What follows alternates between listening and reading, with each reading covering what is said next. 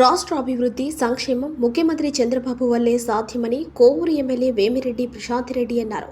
బుచ్చిరెడ్డిపాలెం మండలం విలియమ్స్పేటలో పుట్టా సుబ్రహ్మణ్యం నాయుడు ఆధ్వర్యంలో జరిగిన పింఛన్ల పంపిణీ కార్యక్రమంలో ఆమె పాల్గొని పింఛన్లు అందజేశారు. ఈ సందర్భంగా ఆమె మాట్లాడుతూ గత ప్రభుత్వం రాష్ట్రాన్ని అప్పుల పాలు చేసి ఖజానా ఖాళీ చేసిందన్నారు. కానీ చంద్రబాబు అధికారంలోకి వచ్చి వాటిని అధిగమించి ఇచ్చిన హామీలను ప్రతి ఒక్కటి నెరవేరుస్తున్నారని, కూటమి ప్రభుత్వ పాలనలో ప్రజలకు 4,000 రూపాయల పింఛన్లు ఇంటి వద్దకే అందజేస్తున్నారని అన్నారు. ప్రతిపక్షం సూపర్ 6 పథకాల అమలుపై మాట్లాడుతున్నారని, ఒక్కొక్కటిగా చంద్రబాబు అమలు చేస్తూ వీటితో పాటు అభివృద్ధి కార్యక్రమాలు చేస్తున్నారని ఆమె పేర్కొన్నారు.